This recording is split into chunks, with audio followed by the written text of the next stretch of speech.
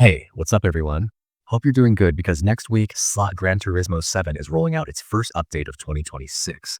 And even though this one isn't trying to be a massive overhaul, there's actually a lot here that's worth talking through slowly, especially if you care about performance cars, racing balance, and where the game is heading this year. Polyphony Digital is clearly setting the tone early, and this update feels like a statement more than just a routine content drop. The headline edition is the three new performance cars, and what's interesting is how different they are from each other, because they each serve a very specific purpose in the game's ecosystem. First up, we're finally getting a proper TCR machine in GT7 with the Hyundai Elantra N TCR. That's a pretty big deal if you're into touring car racing, because TCR has been missing from the series for a long time in any meaningful way. This car slots naturally into GR4, but unlike some of the existing GR4 entries that feel like compromises between road cars and race cars, this thing is the real deal. Expect razor-sharp front-end response, heavy emphasis on mechanical grip, and a driving style that rewards precision over brute force. In the patch notes, Polyphony mentions that the Elantra N TCR has been built using real-world data from Hyundai Motorsport, including suspension geometry and tire behavior under sustained load, which suggests it's going to feel very different from something like a tuned road-based GR4 car. Then there's the Xiaomi SU7 Ultra, which might honestly be the most surprising addition. This is the first Chinese manufacturer to appear in GT7, and Polyphony clearly wants to make an impression.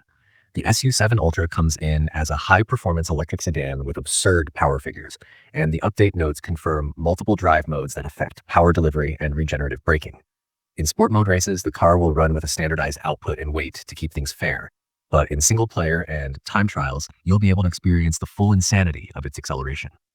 Polyphony also notes that the sound profile for the SU7 Ultra was custom built to reflect its electric drivetrain under load, which is important because EVs live or die on feedback, not noise. Expect this car to dominate short sprints while requiring careful management in longer races due to tire wear and energy usage. The third car is the Porsche 911 GT3R based on the 992 generation, and this one feels like a long overdue update. The older RSR had its charm, but the GT3R brings GT7's GR3 lineup closer to what's actually racing right now. According to the patch notes, the Aero model has been reworked with a stronger emphasis on rear stability during high-speed corner entry, and the traction control behavior has been refined to allow more slip without sudden snap oversteer. That alone should make this car a favorite for endurance races and Manufacturers' Cup events. It's also worth noting that Polyphony confirms this car will immediately be eligible for both online and offline GR3 events, with BOP applied from day one. Beyond the cars, the update includes a fresh set of World Circuit events tied directly to these additions. There's a new GR4 touring car challenge that heavily favors proper race machinery, which seems designed to showcase the Elantra N TCR in particular. There's also a high-speed championship aimed at electric and hybrid performance cars, where the SU7 Ultra fits perfectly. Menu books are getting expanded as well, with a new performance-focused collection that rewards players for mastering race-spec vehicles rather than tuned road cars. On the physics side, Polyphony is continuing its quiet refinement work. The patch notes mention improved tire temperature simulation during longer races, especially on tracks with extended high-speed sections. This should reduce the sudden drop-off in grip that some players have complained about and make tire management feel more predictable. There's also a subtle tweak to suspension response over curbs, which should make cars like the GT3R less punishing when attacking track limits. Sport mode isn't being ignored either. Balance of performance adjustments are coming across GR3 and GR4, with small power reductions to a few dominant cars and weight adjustments to others that have been underperforming.